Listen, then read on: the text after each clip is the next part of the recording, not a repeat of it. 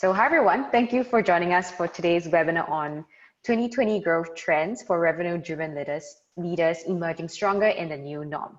So I'm Colette and I head up events and field marketing at Workato, and I'll be your host for today.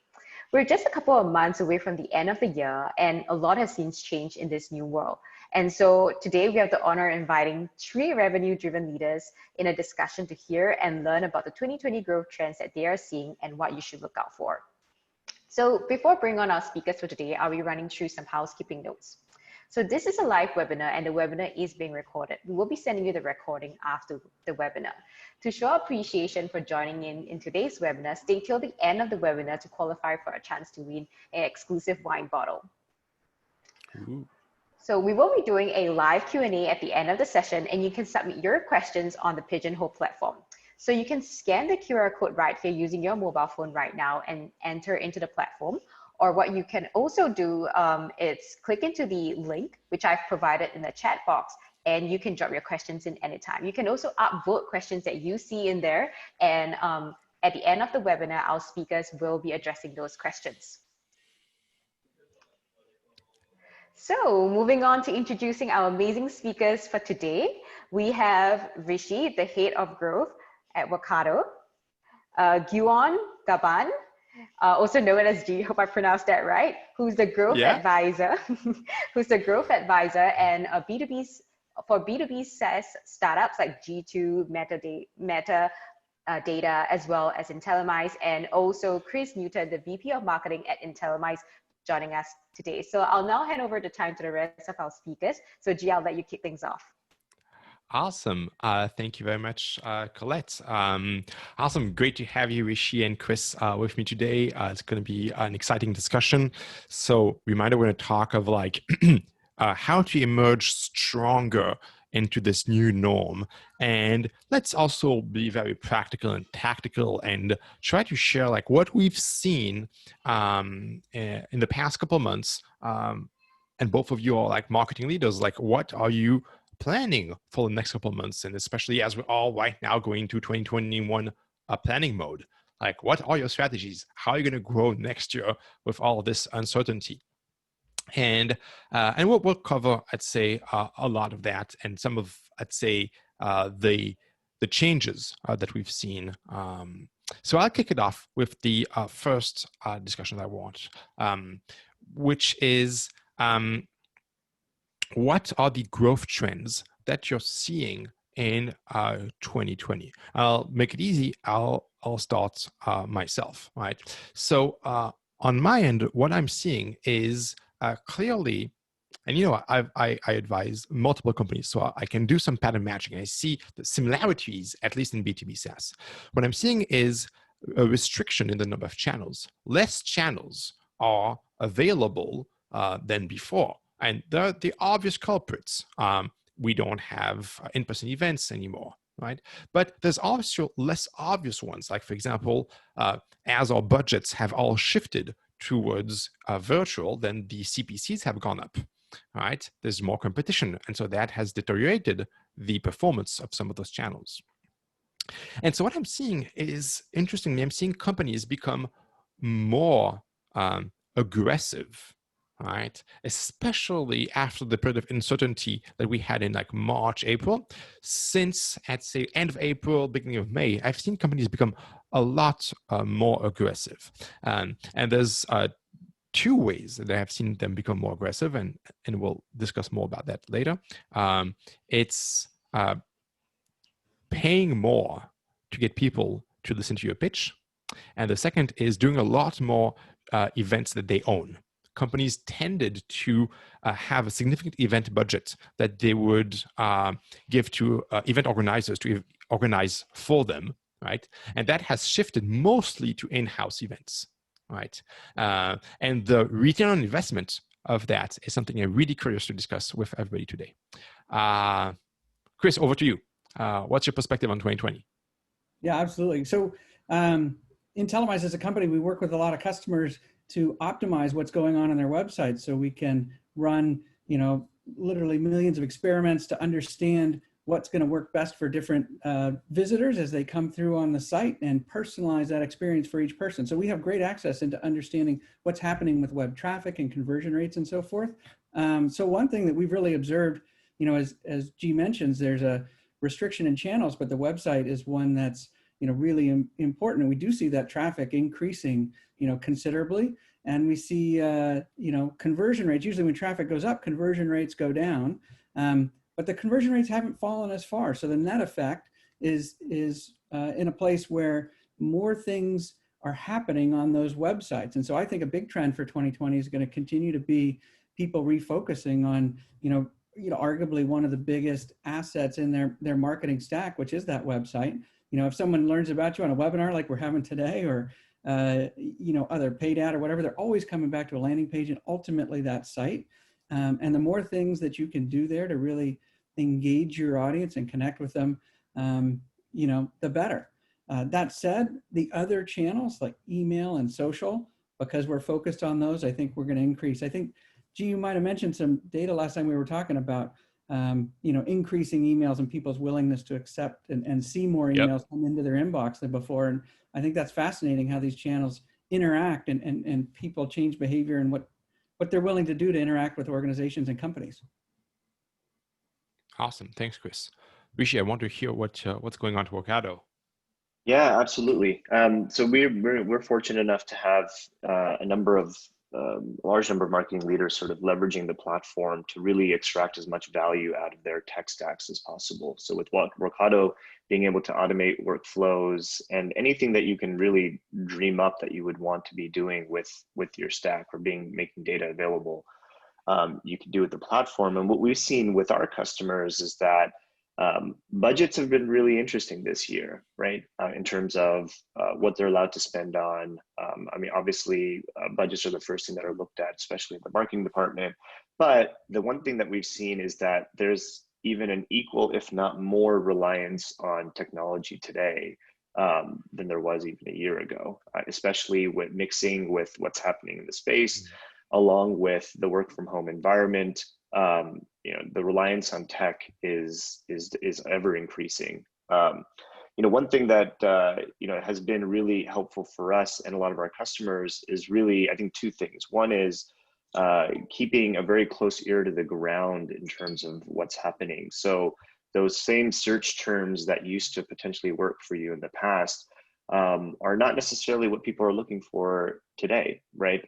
In terms of the needs that they have. They have this still a reliance on technology, but what they might be searching for, things like what they can do with Zoom in various aspects of their business, what they can do with collaboration tools in various aspects of their business. It's interesting how where we work from is impacting how we actually market or grow our companies today. And really figuring out ways where customers are now investing a lot of time in how can they keep a close ear to the ground? How can they look at what's happening in their business to understand the changes that their customers are having? And I think some of the things that wanted to talk about today was, one, how are people keeping close ear to the ground? And two, with the sort of traffic and the leads that they're getting today, how they're extracting as much value out of those as possible. I think those would be some interesting topics to hit on. Awesome. I wrote that down so we can come back to it. So the first thing, the first topic I wanted to cover is some stuff on. First, I'm going to share some data, and the topic is virtual events. We're in a virtual event right now, but I was more thinking of like larger virtual settings where transferring in-person conferences to online, like a full day or or maybe a multi-day, I'd say a stage event. Before I go into that, like Rishi at Workato, have you already organized something like that? We have, and much thanks to Colette, who's on the call. She leads a lot of these. But we actually had we host our own sort of user conference, and it's a conference really focused on business technology leaders across the board. It's called Magic, and we had it about a month and a half ago. Yeah, it's I think these business technology folk, they really create magic inside the org. You know, we had talking about what's happening with events. It's your venue is virtual, right? And so the threshold to get someone to attend your event is a lot easier, and your reach is a lot broader. And so, you know, we saw almost a 10x lift in the number of attendees this year than we had from the previous year. And I think part of that is one, based on the topics that we're talking about, and obviously part of it too is that now our reach is broader. And so the challenge for us is how can we actually make those events interesting and useful for the folks that are attending, from the speakers and the panelists that we had, to breakout rooms, to networking events. And I think, you know, I think we walked away with something interesting, but it was a complete 180 from how we normally do events. So let me share some data. So and then I want to see if you can also share some of your own. So, but like, as you said, you're right, like virtual events are here to stay, right? And we had like limited experience before this year. And now we're spending a lot, like we're shifting, and I'm sure before, like Workato was spending significant amount in person, and now we've shifted that to virtual. And marketing leaders are wondering, how much should they spend? What's the right amount of spend? And what should they expect in terms of return, in terms of leads generated? Because that's what we're going for, right? We want to generate leads, right?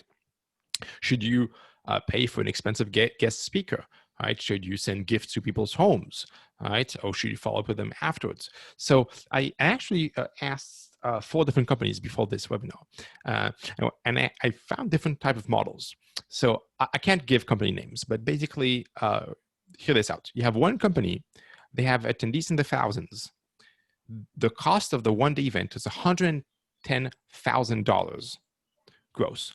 The net is $45K after sponsorship. So really good job on sponsorship there. Really, really strong game. All right. 50% of the cost went to 2 speakers. Okay. So 50K went to 2 speakers. Right. And the rest was to production, swag, and whatnot. So that's company number 1. Really satisfied. Company number 2, still attendees in the thousands.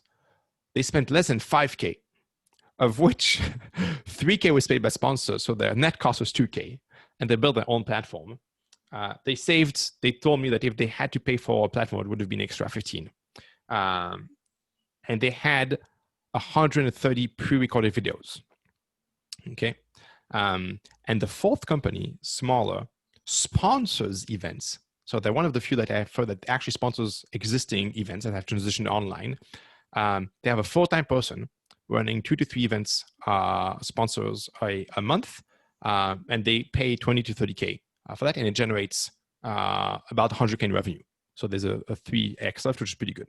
So that's what I see. I'm like, wow, the spectrum is big. That's a big spectrum, like from 100K to 5K, all right, for in-house events, with similar number of attendees. And so I wanted to get your take on Rishi and Chris on like how you're thinking through those kind of budgets.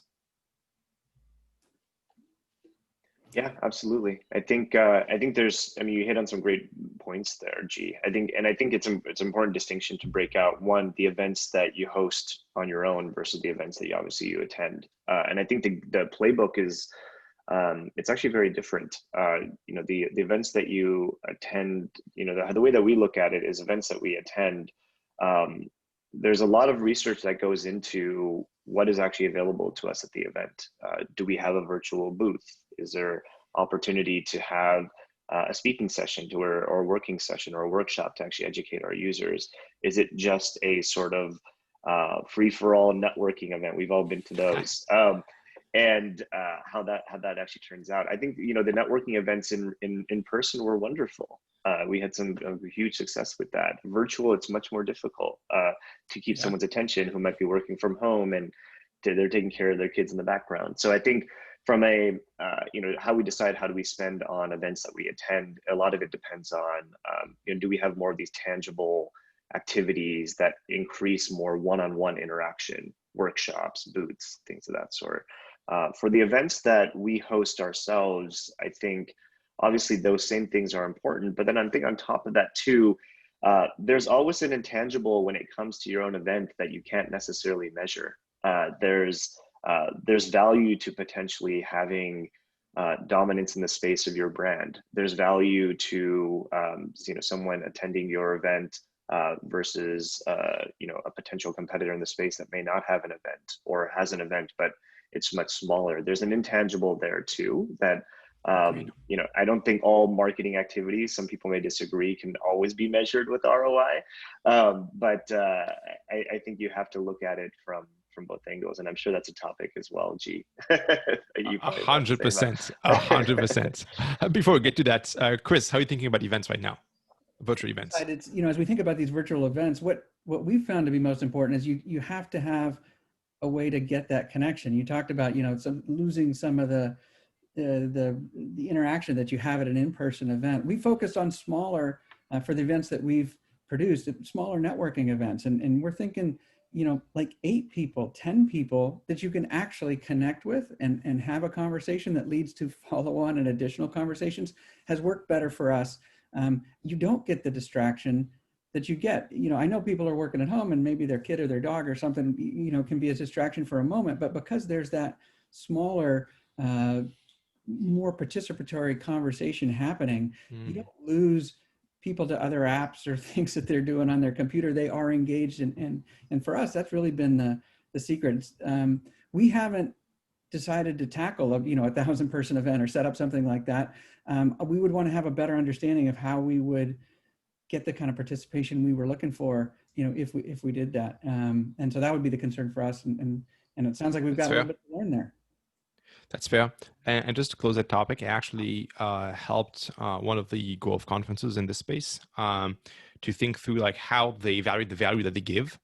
And I told them, like, you give me an audience listening to my content, but the engagement isn't there, as you just said, Chris. Or I don't know if it's there, right? I just don't know. And then I'm trying to chase all those people with emails to try and book demos. And it's just not super efficient. But I would be ready to pay 100 times more if you made intros with a very small fraction of the people who are in my ideal customer profile. And we made a test, and they're actually executing that for this December, which is instead of charging you for like a typical sponsorship, they charge you for an agreed number of demos ahead of time, right? That they make intros to.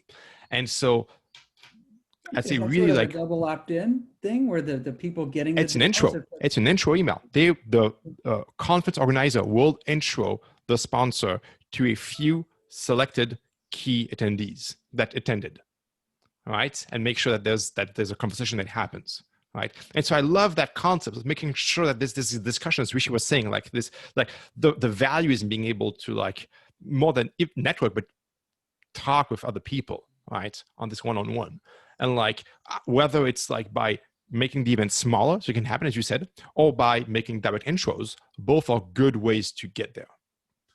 So yeah, I love the innovation. That's a great way to approach it. It makes an easier sponsorship conversation, I'm sure. Yeah, and I really liked, Chris, what you said. One of the things that has also worked really well for us, I think, there's a typical mold of an event that you sponsor or an event that you host. Another thing that's been really useful for us, and I think this kind of goes back to Chris, what you were talking about in terms of what you used to do in person, is more smaller, we call them sort of virtual dinners, if you will, where we'll and half of it is mixed up of our actual customers, and half of it may be prospects or any referrals. And we'll send them a drink or a dinner or an Uber Eats gift card for that specific event. And it might be a group of 6 or 8, and we're all having a glass of wine or having a nice meal together while discussing something. And I think those have also been, again, as much as you can increase that interaction, have been really awesome. Yeah, for us, we did the same lunch and dinner and breakfast. And, it's interesting. We found good engagement at different times of day. And so, I'd suggest experimenting with that as well. Dinner can start to get chaotic at home. And so we found some better participation earlier. I know we got to move on to the next thing, G. I'll be quiet. Yeah. Oh, that's fantastic. Speaking of wine and dinner, that's actually a great segue into the next topic, which is giving stuff to people to incentivize them for the desired action, right? And quick intro, and then we're going to do a poll. Right. And for those actually, by the way, who forgot, if you're sticking to the end, Colette's giving somebody a bottle of wine. So great way to talk about wine. So driving demo requests with incentives. Okay, so examples like good gift cards, wine, maybe headsets, AirPods are the norm, right? And there's different ways that I see people do that. There's basically either it is before the demo to drive, I'd say, the demo itself, right? So you actually in the outbound email or whatever form of communication, you can say, hey, if you do the demo, you will get this object of value. Or between the demo booked and the demo attended to drive attendance.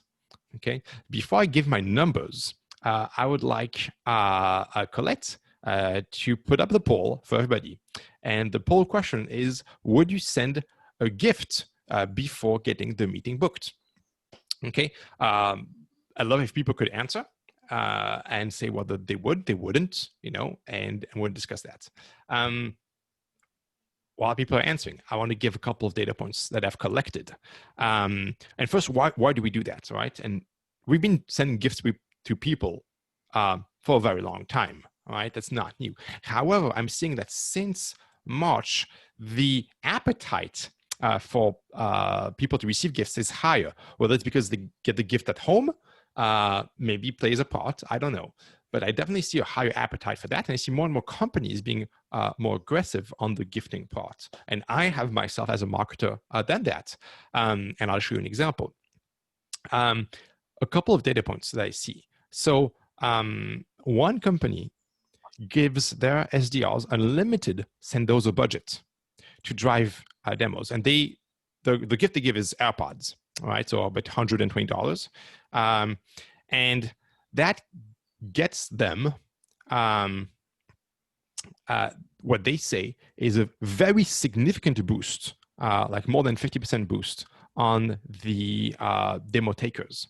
Okay, you have to speak to somebody to get the gift and to get on a trial. Okay, another company is using it in between the demo booked and the demo attended, and their lift is 43% in attendance rate, which I find fantastic. And I'm going to show you an example of what I've done myself. There we go. I'm going to share my screen in a second. There you go. So this is something that I put out for one of my portfolio companies. This page was shared with e-commerce merchants, so the target market for this product, and through targeted ABM ads, targeted emails, and say, hey, Harry, we have X pair of AirPods for you, first come, first serve. Okay, really good take rate. And obviously, if you're not a fit, if you're not qualified, you don't get them, right? So now that I've shared that, let's go into the discussion. Chris, I know you've been doing some gifting at Intellimise. Can you share how it's shifted and maybe how you're seeing that going forward?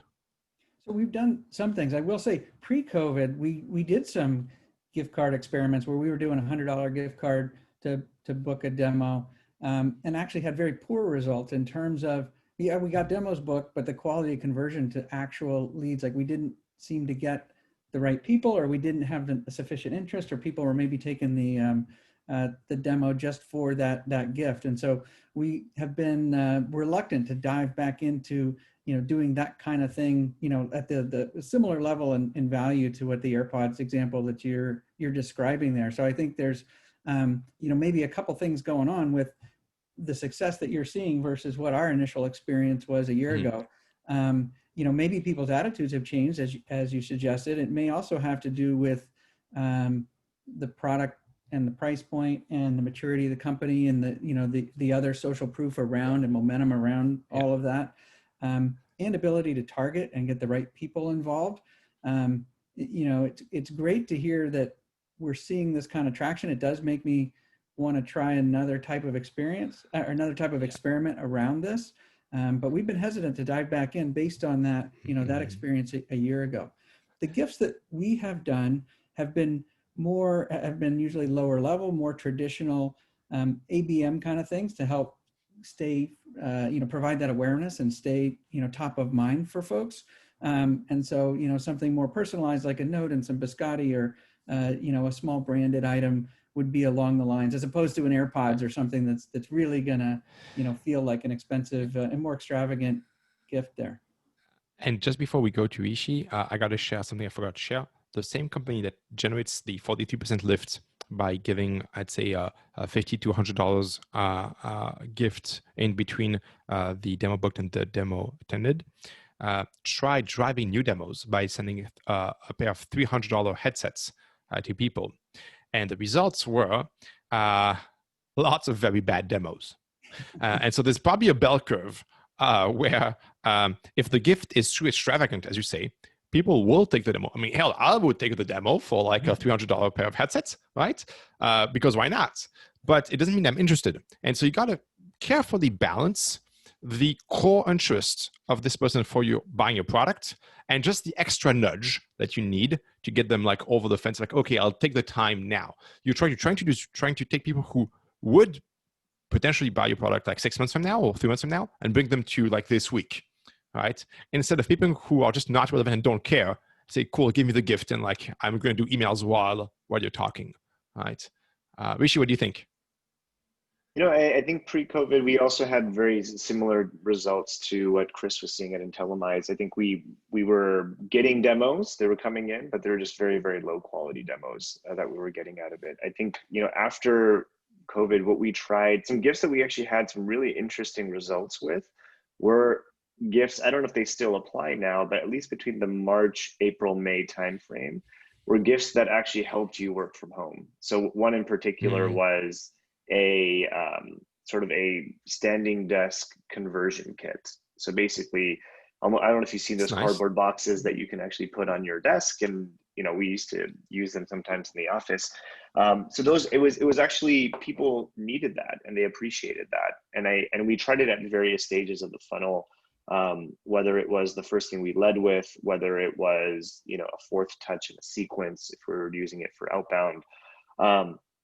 And we saw some decent results there. Now, whether or not they would have taken that meeting without the gift, when you're using it later down the funnel, who knows? I think when we started with, gifting up front, again, we started seeing a difference in quality of these demos. And so I think that's been an interesting balance for us to fight. Awesome. Colette, can we share the results of the poll before we move on? I'd love to see what the results are. Okay. Oh, wow. Okay. 33, 32, 33. I'm not sure what to make of that. You're throwing, okay. Challenging results, I would say. So here's what I would say is, yes, definitely it would depend on size of the opportunity. If you haven't tried, I would definitely try. I would try to find the right balance. For me, the most obvious winners, the almost obvious ones, is increasing the demo attendance with people who are already pre-qualified, making sure like you speed up the process. That's the obvious one, all right? And then as you feel confident, you can move up the funnel a bit, all right? So instead of like giving only people who have bought, start moving up the food chain and the sales process slowly and seeing what's the right amount that we should give and what is the lift that we should expect to pay back the gift and create the right kind of experience. Awesome. Thanks, Colette. Cool. So the next topic I want to cover is intent data. And that's kind of like my pet peeve, right? I love intent data. And I've been doing a lot of things around intent data. And I think intent data has never been more important than nowadays, right? So that we can focus our marketing dollars on a smaller list of accounts that are expressing that buying behavior. But it's not easy to leverage, right? There's the intent data in a lot of places, but like actually making it actionable is hard. And so like, how do you convert that intent data into like MQLs? How do you automate it? So it's part of your funnel, really. So maybe Chris, you can go first on intent data and how you're leveraging that at Intellimise or maybe within your clients if you see some of that. Yeah, so we use intent data that comes in and tells us when people are looking at our category or reviews on G2. That's the most powerful intent data that we see. We also, website visitor and that sort of intent data is another channel, but in terms of an external data source. We get those alerts, and we've got an integration set up so that it comes through and Slack notifications go out, and so we know which companies are engaging and with which competitive products or our own product, and we quickly identify how to follow up there. One thing that's worked very well for us is to kind of marry that intent data with the personal networks that we all have, and using TeamLink and other things to identify people in the company that might be best to reach out to these folks. And so much happens these days. People are really eager for these personal connections like we talked about, and that's true in terms of referrals and word of mouth. And so it's another opportunity. Use that intent, figure out what your connection is, and help connect the dots. That's something we would like to automate more so than we have. I think Rishi was saying on the pre-call some of the things that they've done to automate this and bring in identifiable contacts. So why don't we talk about that a little bit too? Rishi, maybe let you pick it up from there. Yeah, no, absolutely, Chris. It's really interesting. I mean, similar to what you were saying, G, I've had a love-hate relationship with intent data for a very long time, but I think now we sort of feel that we've cracked the nut around it, and it took us some time to get there. But we've been heavy users of G2, for example, for quite some time, and it was not until this year that I feel that we extracted the most value out of it. And the way that we did that was actually, I put together some slides for a previous talk. I might share my screen. It might be a little bit easier to see what I'm talking about. But for sure, I just pulled that up. Can you all see my screen? Yep. And so, in terms of, it's one thing, what we saw is that first thing, there's actually to make intent data very useful, it's all about reducing the amount of friction, first thing, to even make that data actionable. And so what we did, I mean, we're fortunate enough to be able to dog food a lot of what Workato enables, which is basically bringing, what we were able to do is bring data from various sources and create a dossier for our team, whether it's SDRs, AEs, CSMs, around where intent might be coming in from. And so in this case, what we did is that, we use Slack internally. We all live in Slack. And we created what we call a G2 bot, which basically is that if there's ever intent happening in any way, shape, or form, whether an account might be viewing an alternatives page, a competitor's page, our page, so on and so forth, what we will do is that we can first go into our CRM, which is Salesforce, and see whether or not this is a target account and create that status. We're then able to pull in, which of our reps are assigned to this account. Then you have all the information about that account, anything from the CRM. And I think the really powerful combination here was also being able to blend that not only with your CRM data, but also what you may have in your marketing automation tool. So we use Marketo internally. And so for this particular account, what we're able to do, one thing that G2 does is that it gives you account level intent. Yep. We're able to merge that with our marketing data to see, hey, have there been any activity from this account by a particular user that may have visited our website, been to visited an event, watched a webinar. And so we can really hone in on, okay, well, this person saw our webinar 2 weeks ago, and now they're looking at the G2 page. It's most probably this person. So we now have a much better idea of who might be actually, not only the account, but the person level, lead activity level of who might be doing the intent. And then also other possible contacts that fit within our ICP within that account. And so bringing this information now to a rep is really what the game changer was. Before it was, we would have to chase folks down and say, hey, go to G2 or pull a report, shove it in their face until they actually reach out to someone. Now we're putting it to them where they live and work. And then the last thing you can see here is that we're also making it actionable. So from here, they could very quickly add to an outreach sequence. They could ignite an ad campaign from here. We also now have added a button to send a Sendoso gift, if it makes sense at that point. And so really, this has been sort of game changer for us.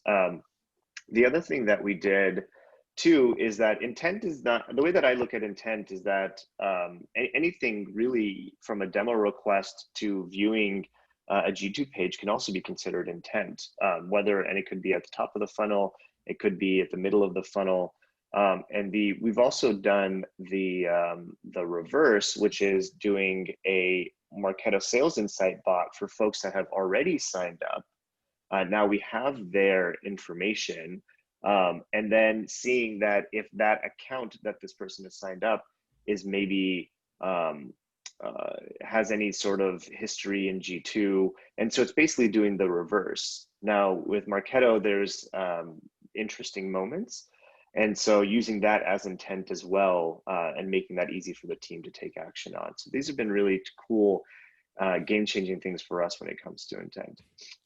This is amazing. Cool. I think one thing, and one more button you need to get on there is the, add to ABM for website personalization. That's one of the other things we do with our Slack alerts when they're the accounts that we're targeting. We will go in and set up some personalization. So as people come into the site, they're already interested, you can better recognize and take advantage of that. Particularly if they're looking at, in our case, we're doing personalization, experimentation. If we know they're looking at a lower end A/B testing tool, we can put up content that highlights how we're different and have a whole, different approach. It doesn't necessarily have to call the account out by name. But you do know what they're interested in by the types of things they're looking at.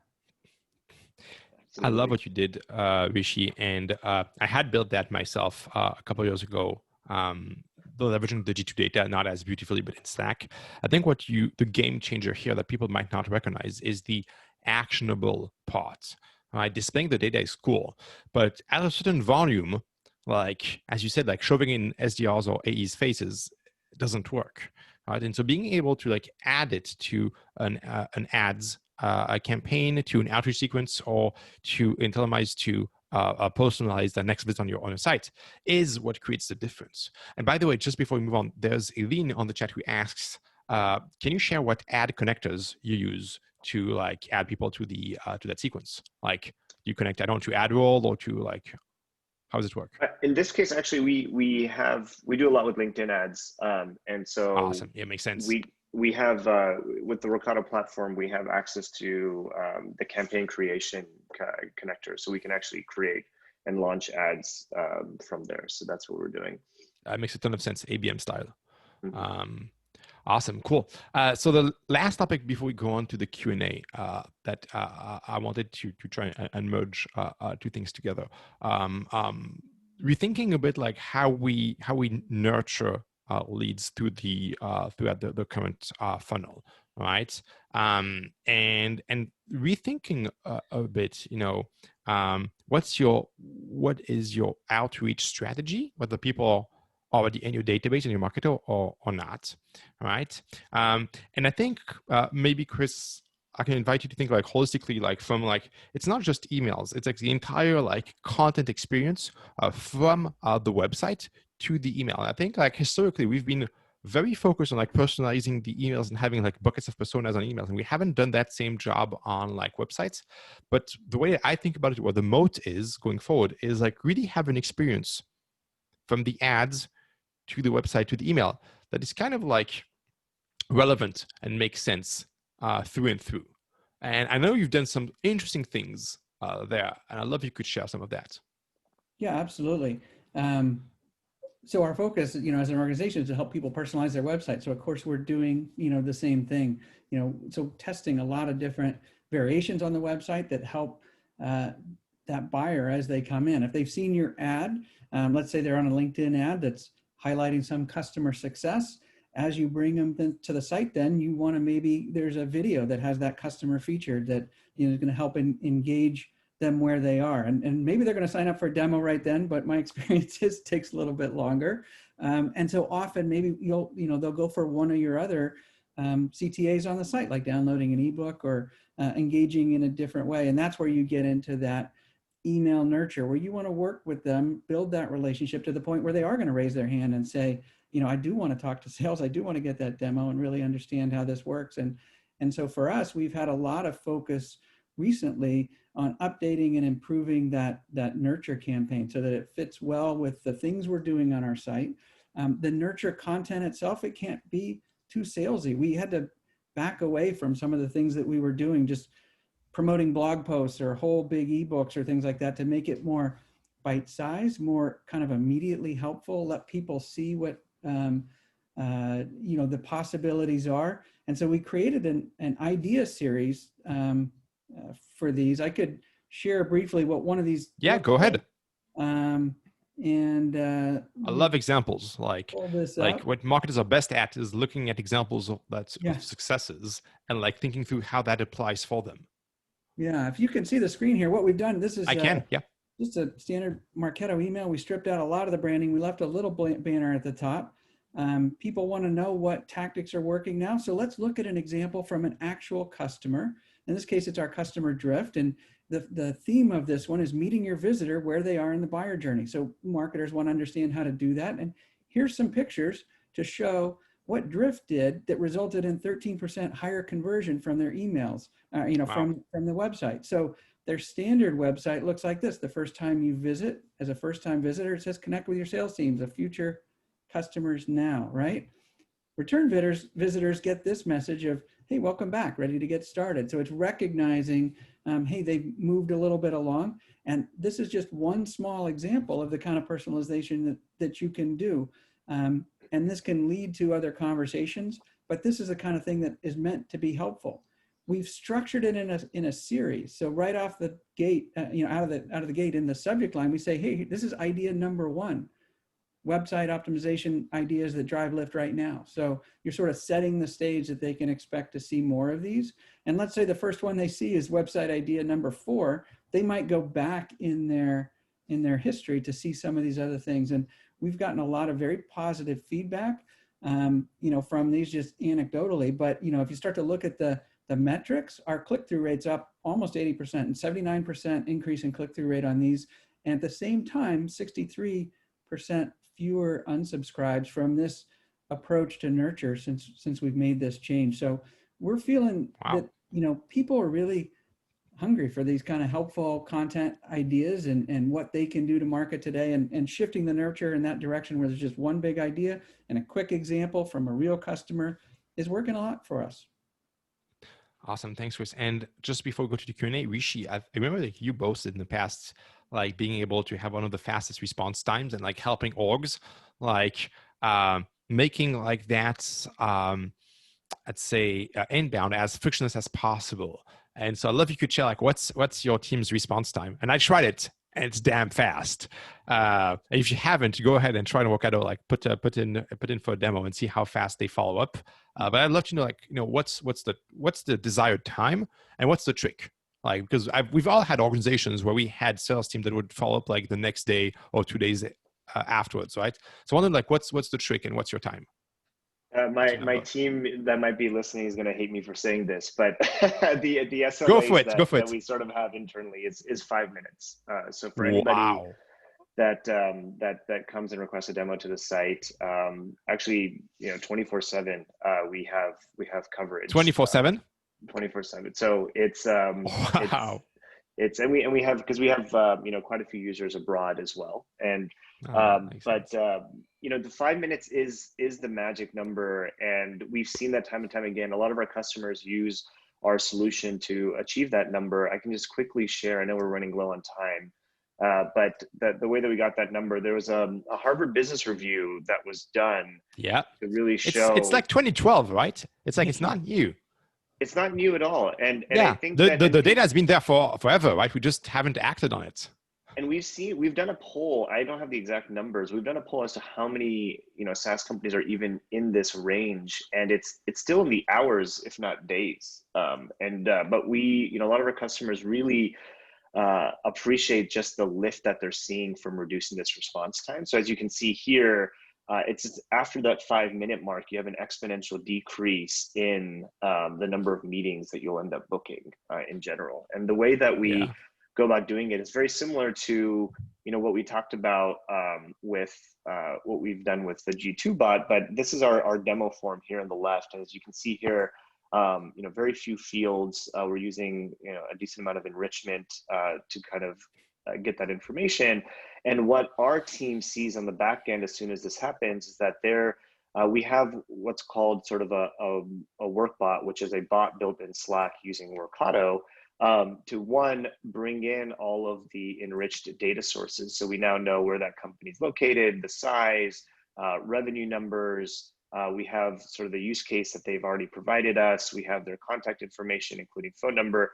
So there's no context switching that really needs to happen. And what you don't see on this screen is the ability to start taking action. So from here, being able to reassign, accept, reject, so on and so forth. And then we've added some buttons now to even ignite a phone call straight from this Slack bot for our SDR team. So it's been something that we obviously use internally. There's a lot of our customers, SalesLoft is one of them that's using it as well. They've built out their own version. And what's also happening in the background is it's solving a lot of the marketing ops problems around syncing things like Marketo with Salesforce at the same time, while bringing all this data into and making it actionable.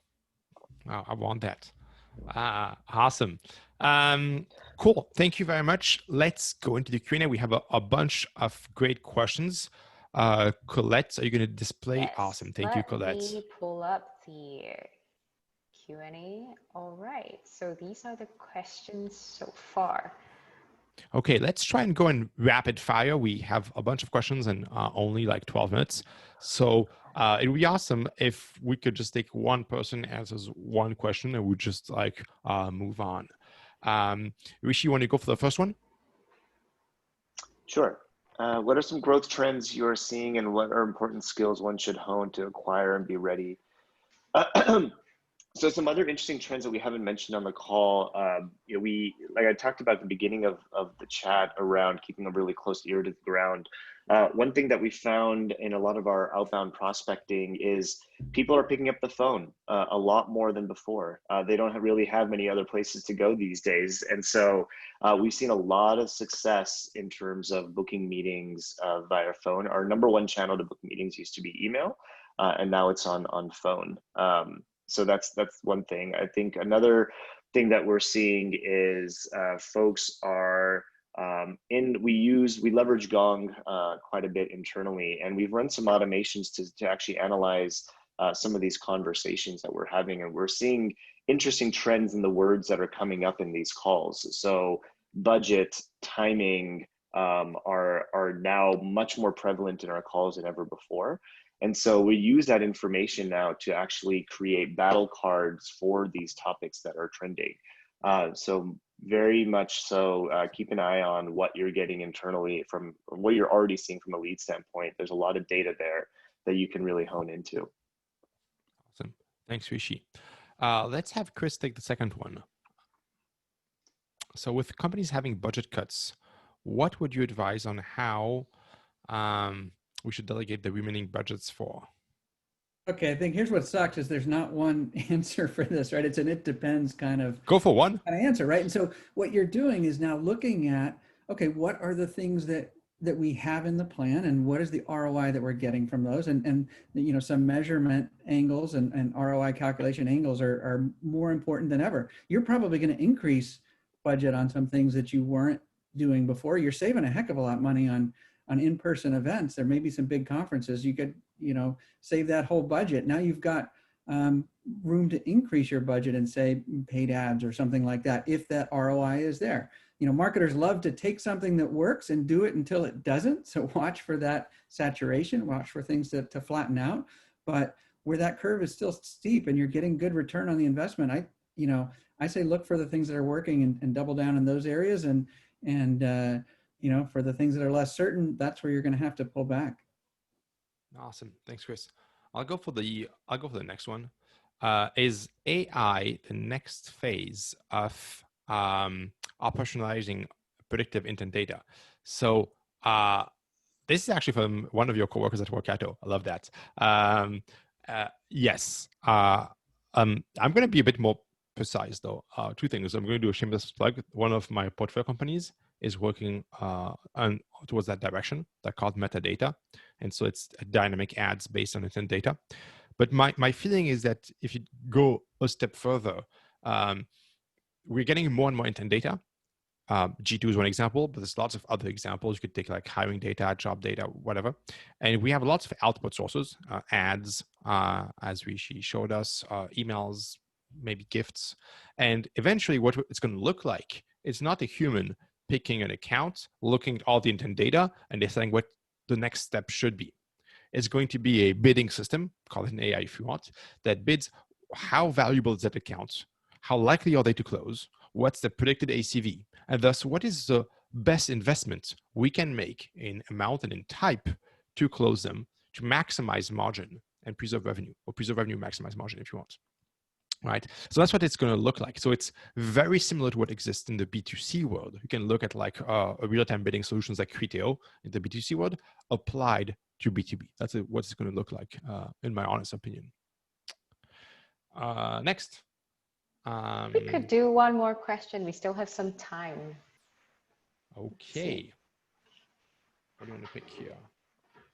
A lot of ones.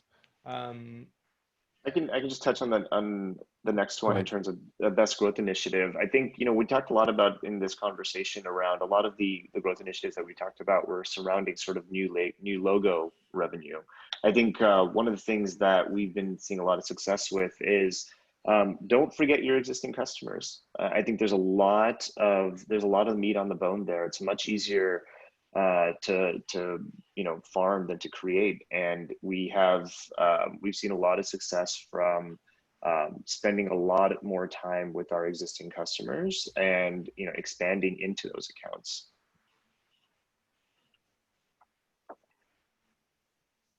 All right. Okay. So I think we'll, taking time into consideration, we'll wrap up. So you have a great day ahead. Thank you, everyone. So Thanks. Thank you.